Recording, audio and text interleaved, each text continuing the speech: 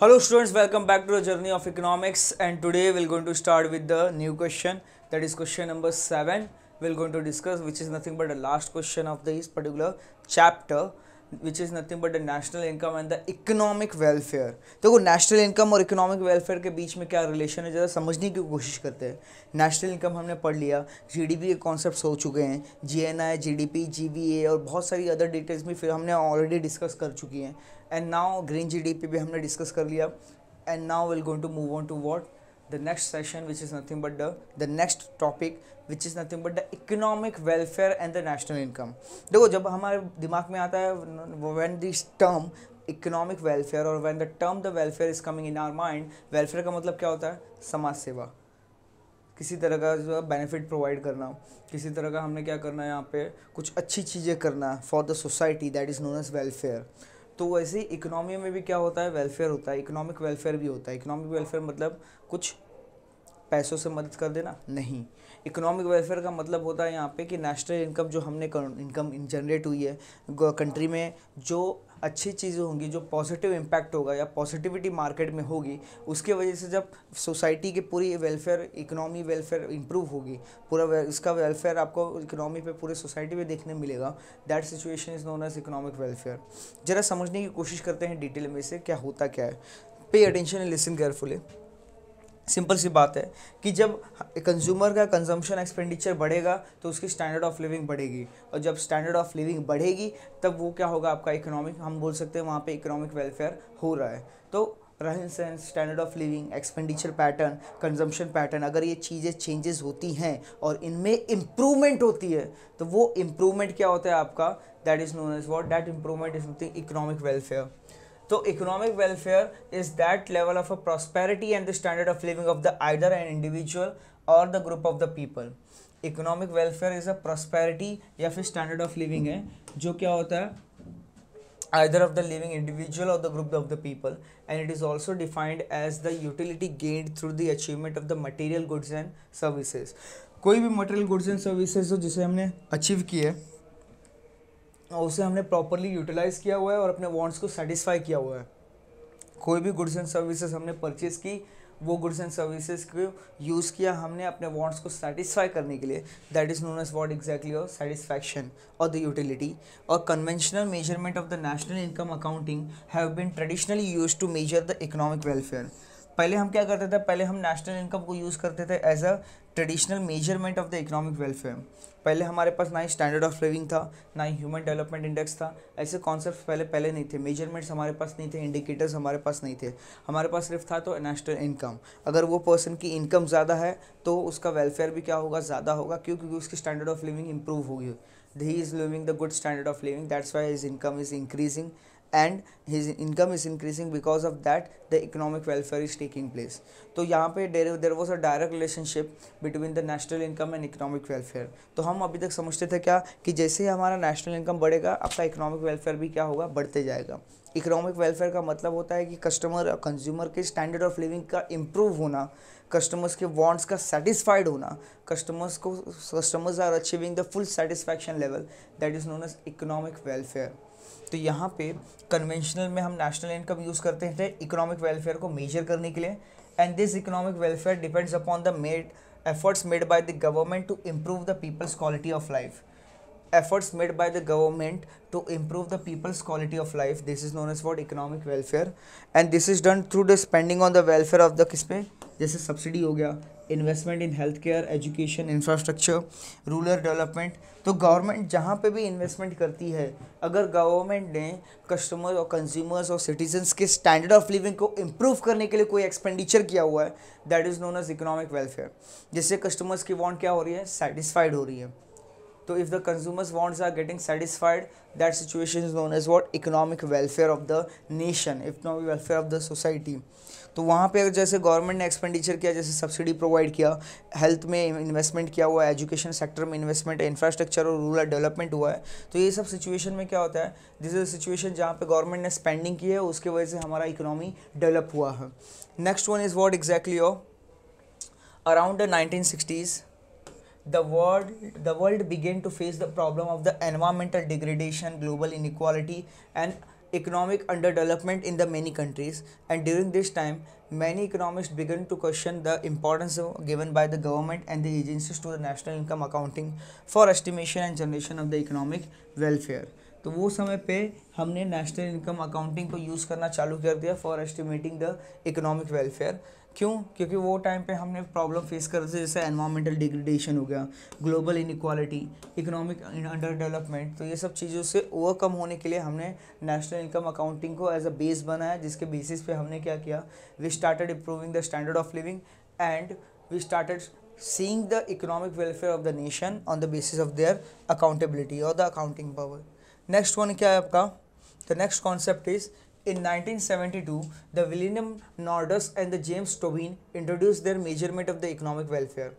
1972 में इन्होंने क्या किया, एक मेजरमेंट ऑफ इकोनॉमिक वेलफेयर लेके आए, जिसके बेसिस पे हम किसी भी कंट्री के इकोनॉमिक वेलफेयर को क्या कर सकते हैं, मेजर कर सकते हैं कि वहाँ की नेशनल इनकम कितनी है, वहाँ पे इन्वेस्टमेंट कितना हो रहा है, वहाँ पे गवर्नमेंट एक्सपेंडिचर कितनी है, स्पेंडिंग कितना है, सब्सिडी कितनी प्रोवाइड हो रही है, स्कूल कॉलेजेस कैसे चल रहे हैं. तो all overall development, overall improvement in the standard of livings are considered.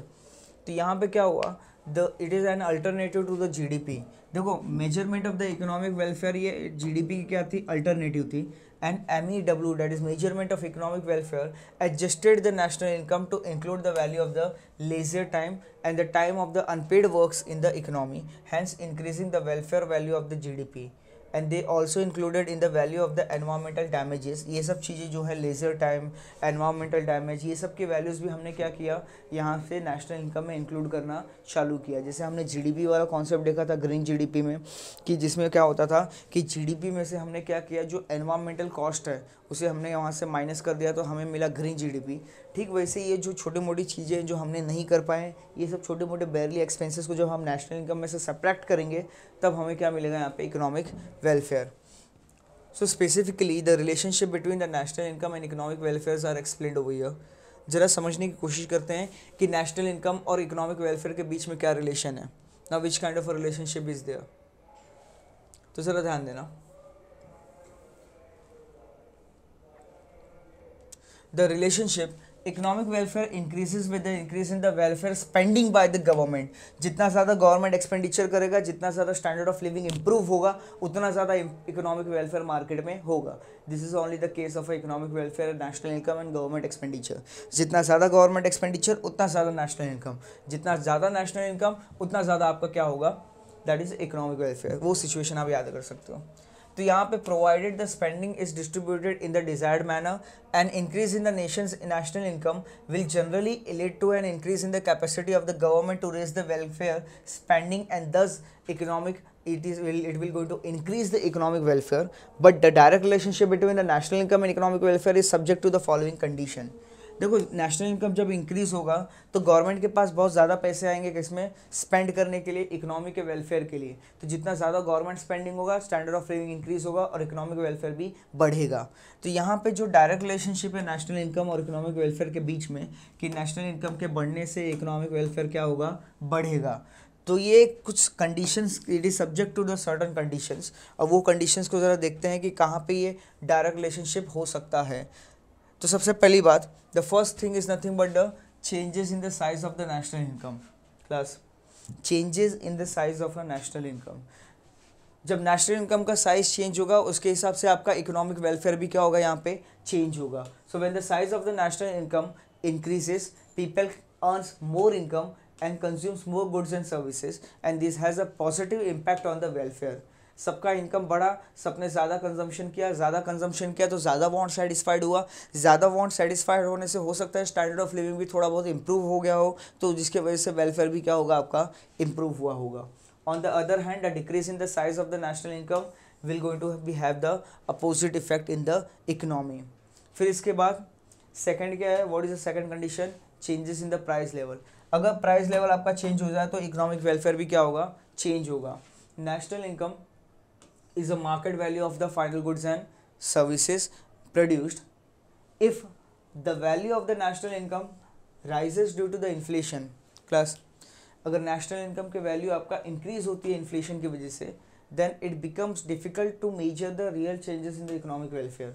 जो रियल फैक्टर्स और जो जेन्युइन चेंजेस है वो हम जेन्युइन चेंजेस नहीं देख पाएंगे अगर इन्फ्लेशन आता है तो। क्यों? इन्फ्लेशन के टाइम पे प्राइसेस क्या हो जाते हैं आपके, बढ़ जाते हैं, वैल्यू क्या हो जाती है, इन्फ्लेटेड हो जाती है, तो एक्चुअल परफॉर्मेंस दिखना, रियल जीडीपी दिखना ये बहुत मुश्किल हो जाता है।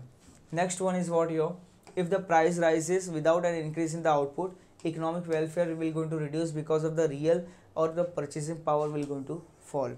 तो जब यहाँ पे इन्फ्लेशन या रिसेशन आता है तो इकोनॉमिक वेलफेयर क्या होता है, कम हो जाता है। जितना ज़्यादा नॉर्मल सिचुएशन या प्रॉस्पेरिटी का सिचुएशन होगा उतना ज़्यादा वहाँ पे इकोनॉमिक वेलफेयर होता है। Now the third situation, the third concept is what, तीसरा कंडीशन आपका पर कैपिटा इनकम है जो नेशनल इनकम और इकोनॉमिक वेलफेयर के बीच के रिलेशनशिप को एक्सप्लेन कर सकता है। The analysis of the national income is incomplete without the per considering the per capita income. If the national income and the population size changes at a same rate, then the per capita income will remains the same.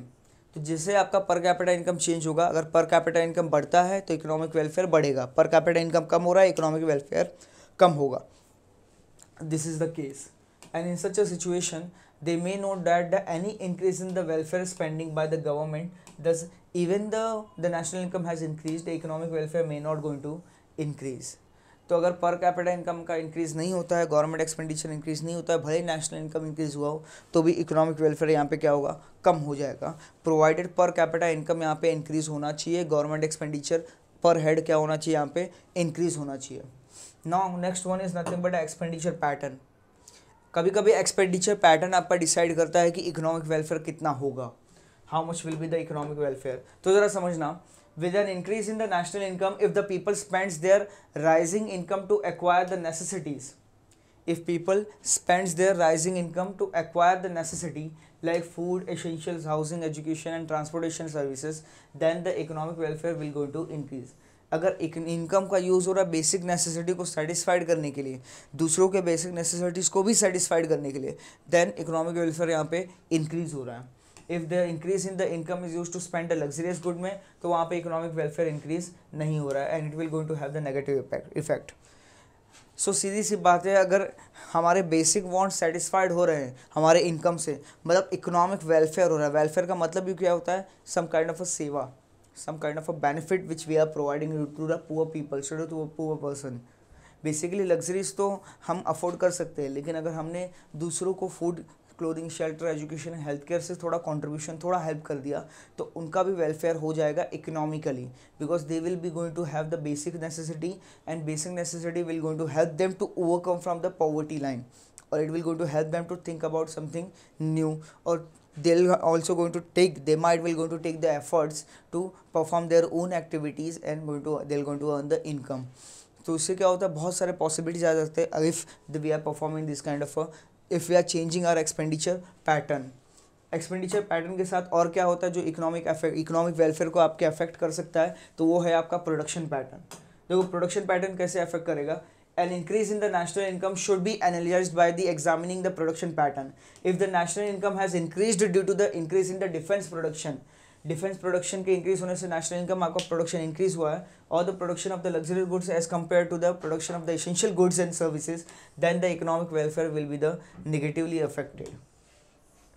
Defence goods और the production of luxury goods as compare to the essential goods. देखो economic welfare कब बढ़ेगा, economic welfare तब बढ़ेगा जो necessity, जो हमारी जो एसेंशियल गुड्स है उनका प्रोडक्शन होना चाहिए, ना ही कि लग्जरियस गुड्स का प्रोडक्शन। तो बेसिकली एग्रीकल्चर एक्टिविटी की जगह पे, if instead of agriculture activity, if will going to spend the amount of a money on the luxurious item, on production of the luxurious item, जो हमारे country, जो हमारे economy के जो रिसोर्सेज हैं, वो रिसोर्सेज जो हैं नेचुरल रिसोर्स, फाइनेंशियल रिसोर्स और ह्यूमन रिसोर्सेज को हमने यूटिलाइज़ किया, कहाँ पे हमने वो रिसोर्सेज को यूटिलाइज़ किया, कहाँ पे यूटिलाइज़ किया, तो we have utilized it where simply for production of the essential goods. अगर बेसिक नेसेसिटी है एग्रीकल्चर गुड्स है उसके लिए हमने यूटिलाइज़ किया है, तो यहाँ पे इकोनॉमिक वेलफेयर बढ़ेगा। अगर हमने सेम जो रिसोर्सेज है उसको हमने यूटिलाइज़ किया डीमेरिट्स के गुड्स के प्रोडक्शन के लिए, या फिर हमने उसको यूटिलाइज़ किया किसी और चीज़ के लिए, जैसे लाइक डिफेंस गुड्स प्रोडक्शन किया, लग्जरियस आइटम हमने प्रोडक्शन की, तो वहाँ पे अगर यूज़ कर रहे हैं तो उसकी वो सिचुएशन में इकोनॉमिक वेलफेयर क्या होगा, कम हो जाएगा। Next one, change in the income distribution. देखो इनकम डिस्ट्रीब्यूशन के चेंज होने पे भी आपका इकोनॉमिक वेलफेयर क्या होता है, यहाँ पे चेंज होता है। जैसे change in the national income brings about a change in the income distribution and income is transferred from the peoples to the government through the taxes and from the government to the people through the welfare spending. तो हमारे पास हमने पे किया government को क्या, tax, government ने क्या किया, पब्लिक स्पेंडिंग की, वो अमाउंट ऑफ मनी की। And if the rich are taxed more than increase in the welfare spending then it will have the positive effect on the economic welfare. अगर rich are taxed more to increase the welfare spending तो उसका economic welfare positive होगा। जो जितना ज़्यादा income earn कर रहा है उसको उतना ज़्यादा टैक्स पे करना चाहिए, और उससे क्या होगा, जितना ज़्यादा if we will going to pay the more amount of taxes to the government, government की रेवेन्यू बढ़ेगी और वो रेवेन्यू गवर्नमेंट यूज़ करेगी मार्केट में स्पेंड करने के लिए। तो मार्केट में जितना गवर्नमेंट का एक्सपेंडिचर होगा उतना ज़्यादा इकोनॉमी का वेलफेयर बढ़ेगा। And on the control of the monopoly businesses, nationalizing in essential services, imposing the heavy duties on the luxury goods will going to increase the economic welfare। तो ये सब activities जब हम परफॉर्म करेंगे तो इससे क्या होगा, हमारी इकोनॉमिक वेलफेयर बढ़ेगी। On the other hand, if the most of the shares of national income is generated through the private sector profits then the rich will going to enjoy the benefit of the economic welfare. और इससे क्या होगा, this will going to affect the negatively the entire thing. तो ये क्या था, this is the concept of the economic welfare and the national income, जो हमने अभी तक कवर अप किया हुआ है कि जैसे जब गवर्नमेंट की एक्सपेंडिचर होता है या किसी टाइप का वेलफेयर हो रहा है या किसी रोड का construction, infrastructure development, education, school, colleges, hospitals, तो ये सब क्या है, ये सब चीज़ें एक नॉर्मल पर्सन की स्टैंडर्ड ऑफ लिविंग को इम्प्रूव करता है। जो जैसे ही उनकी स्टैंडर्ड ऑफ लिविंग इम्प्रूव होगी, it will be the considered as the welfare with respect to the economy, that is the economic welfare will going to take place. और ये सब हमने we have seen the conditions जहाँ जहाँ पे national income के बढ़ने से इकोनॉमिक वेलफेयर बढ़ सकता है और how it will go to affect the economic welfare, वो सब चीज़ें हमने कवर अप कर ली हैं। तो ज़रा ध्यान देना class. Now the next one will go to start with the objectives. This is how we have completed the chapter. अब हम स्टार्ट करेंगे क्या, आपका objectives, then will going to finish it of the entire session. ज़रा ध्यान देना, simply objectives, what is the total money value of the final goods and services produced within the domestic territory of the country during the year is nothing but a GDP। देखो within the country बोला तो GDP, then by the nationals बोला तो GNI। तो GNI का मतलब यहाँ पे डिफरेंट है, दिस इज नॉट NNI और GNI और none of this above. Answer क्या आपका GDP, क्योंकि बात हम करें क्या विदिन द इकोनॉमी की, विदिन द डोमेस्टिक टेरिटरी की। आ जाओ सेकेंड क्वेश्चन पे, what is the total money value of a goods and services produced by the nationals during the year। देखो produced by किसका, it is produced by the nationals है। जब if it is produced by the nationals तो ये क्या हो गया आपका GNI। अगर ये प्रोड्यूस होता है with in the domestic territory, अगर प्रोडक्शन होता है तो ये क्या हो जाता है आपका GDP। बात समझने की कोशिश करना, अगर ये बाय नेशनल्स है तो क्या हो गया GNI, with in the domestic territory है तो क्या हो गया आपका GDP। सिर्फ इतना ही यहाँ पे डिफरेंस है। Come to the third one.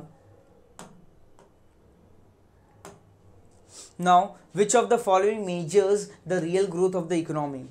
Real growth of the economy GDP at current price से मिलता नहीं है, GNI से नहीं मिलता है, करंट प्राइस से नहीं मिलता है। जो आपको रियल ग्रोथ देखनी है तो आपको GDP at constant price calculate करना होगा।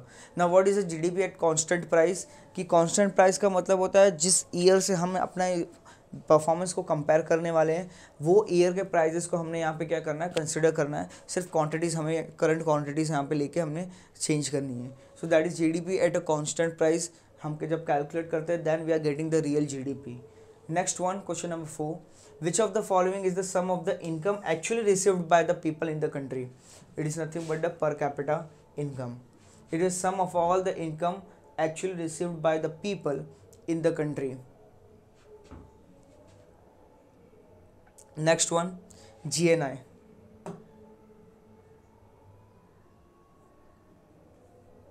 GNI is an open economy is equals to what। देखो जब हम बात करते हैं GDP और GNI की, GNI क्या है आपका ओपन इकोनॉमी। ओपन इकोनॉमी का मतलब क्या होता है, इंपोर्ट माइनस एक्सपोर्ट आपका आना चाहिए। तो GDP plus X minus M plus R minus P, ये क्या हो गया आपका, this is the answer for the GNI in the open economy. Basically GNI का मतलब क्या होता है, GNI का मतलब होता है आपका GDP plus R minus P। ये आपका क्लोज्ड इकोनॉमी में होता है। ये आपका क्लोज्ड इकोनॉमी का फॉर्मूला है कि gross national income is equals to GDP plus R minus P। जब ओपन इकोनॉमी होती है तो उसमें सिर्फ X माइनस M को ऐड कर दो, आपकी ओपन इकोनॉमी आ जाएगी। नेक्स्ट पे आते हैं क्वेश्चन नंबर 6 पे। Now price deflator helps us to work out national income at what? Price in deflator helps us to work out the national income at a constant price. Future price कुछ concept नहीं होता, nominal price ना ही current price. Answer क्या है आपका? Constant price है। Then which of the following formula is used to calculate the GGDP? तो simple सी बात है, ग्रीन नेशनल इनकम हमने ग्रीन जीडीपी कैलकुलेट करने के लिए एक ही फॉर्मूला है, दैट इज जीडीपी में से नेट नेचुरल कंजम्पशन को हमने क्या करना है, यहाँ से माइनस कर लेना है कि जितना एनवायरमेंटल कॉस्ट है, जितना नेचुरल रिसोर्सेज का कंजम्पशन का वैल्यू है, उसको हमने माइनस किया, हमारा आंसर आ गया। Next one, question number 8। Now, which of the following will not result in an increase in the economic welfare when the national income increases? Which of the following will not result in the increase in the economic welfare? Economic welfare increase होने का result कौन सा नहीं है इसमें से? Increasing the subsidy by spending the government? नहीं। Increasing the production in the defence sector at the cost of the other sectors? Yes. This is not a result of the economic welfare. बाकी subsidy spend by the government, reduction in the price level and the rational increase in the taxes on the rich, ये सब कुछ ऐसे benefits हैं, ऐसे कुछ factors हैं जिसकी वजह से इकोनॉमिक वेलफेयर इंक्रीज होता है। और यहाँ पे जब आप देखोगे तो सेकंड ऑप्शन की वजह से इकोनॉमिक वेलफेयर आपका डिक्रीज होता है। Come to the question number 9। Now ninth question, what it says, which of the following is not a drawback of the GGDP? Green GDP का ड्रॉबैक नहीं है। It provides an alternative to the conventional measures of national income. Yes, ये क्या करता है, ये this is providing an alternative to the conventional measure of a national income. Then second, it can not measures the economic sustainability. Yes, ये क्या है आपका drawback है। It is difficult to measure the natural capital in terms of money, ये भी आपका drawback है और ये भी आपका ड्रॉबैक है। सिर्फ और सिर्फ ऑप्शन नंबर ए क्या है आपका ड्रॉबैक नहीं है यहाँ पे। So this is how what we have done class. We have completed the concept of a economic welfare और नेशनल इनकम बीच का रिलेशन, और साथ ही साथ हमने क्या किया यहाँ पे ऑब्जेक्टिव्स को कवर अप किया है, जो कि बहुत ही ज़्यादा इंपॉर्टेंट है हमारे समझने के लिए। So what all of you will going to do as of now, till the time you are going to revise the previous sessions, and in the next lecture we are going to continue with the new chapter.